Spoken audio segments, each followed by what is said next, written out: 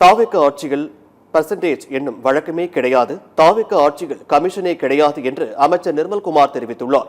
தமிழக அமைச்சரவை கூட்டத்திற்கு பின்னர் செய்தியாளர்களிடம் பேசிய அவர், பட்ஜெட் குறித்து விரிவான அறிக்கை தயாரான பிறகே கூற முடியும் என்று கூறினார். தொடர்ந்து பேசிய அவர், தாவேக அரசை எப்படியாவது கவிழ்க்க வேண்டும் என திமுக அதிமுக தொடர் முயற்சிகளை மேற்கொண்டு வருவதாக, திமுக அதிமுக தங்கள் கட்சியை நடத்த முடியாமல் பாஜகவுடன் இணைத்து விடலாம் என்றும், திமுக அதிமுக பாஜக இணைந்தே முடிவுகளை எடுப்பதாகவும் அமைச்சர் நிர்மல்குமார் தெரிவித்தார். திமுக ஆட்சியில் போலி பத்திரம் பதிவு செய்ய ஊருக்கு 2 பேர் வழங்கப்பட்டதாகவும் குற்றம் சாட்டிய அவர், பழனி நில விவகாரத்தில் யார் தவறு செய்தாலும் நடவடிக்கை எடுக்கப்படும் என்றார். எல்லா இடத்துல நாங்கள் என்ன சொல்லிருக்கோம், கமிஷனா 30% முன்னாடி வாங்கிட்டு இருந்தாங்கன்னா அந்த கமிஷனை குறைச்சிட்டு நீங்க டெண்டரை போடுங்க. அந்த கமிஷன் பணத்தை அரசுக்கு வரணும். நாங்கள் யாரும் கமிஷன் கேட்கவில்லை. இந்த அரசு யாருக்கும் கமிஷன்ற வார்த்தை இந்த அலுவலகத்துக்குள்ள தலைமைச் செயலர் எங்கேயும் கிடையாதுன்னு தெளிவாக சொல்லியாச்சு. ஸோ அது இல்லாமல் எல்லா டெண்டரையும் போட சொல்லியிருக்கு. ஸோ அதனால தான் எல்லாருமே ரிவைஸ் அந்த எஸ்டிமேஷன் வேல்யூவை ரிவைஸ் பண்ணிட்டு இருக்காங்க. திமுகவும் அதிமுகவும் அவங்களுடைய கட்சியவே நடத்த முடியாமல் பாரதிய ஜனதா கட்சியோடு இணைச்சிட்டு திரு ஸ்டாலின் அவர்கள் குடும்பத்தில் ஒரு 2 கேபினெட் மினிஸ்டரும் திரு எடப்பாடி அவர்கள் குடும்பத்தில் 2 கேபினெட் மினிஸ்டரும் வாங்கிட்டு போகிற அளவுக்கு கூட இன்னும் 2 வருஷத்துல 3 வருஷத்துல வந்துடலாம்.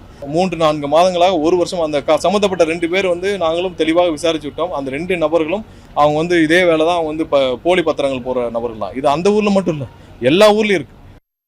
மரணம் தொடர்பான வழக்கில் எதையும் மூடி மறைக்கும் எண்ணம் இல்லை என்று கூறினார். யாரையும் காப்பாற்றும் எண்ணம் அரசுக்கு இல்லை என்றும், தவறு நடந்திருக்க பட்சத்தில் சட்டப்படி நடவடிக்கை எடுக்க முதலமைச்சர் உத்தரவிட்டுள்ளதாகவும் அமைச்சர் நிர்மல்குமார் கூறினார்.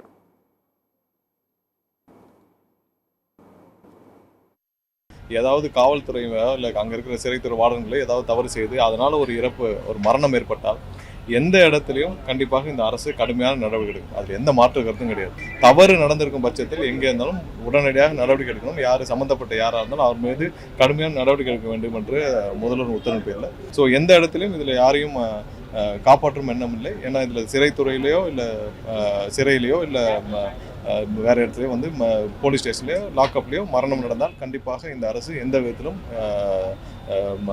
பாதிக்கப்பட்டவரோடு தான் இருக்கும். இதில் எந்த இடத்துலையும் மூடி மறைக்கிற வேலையே இல்லை.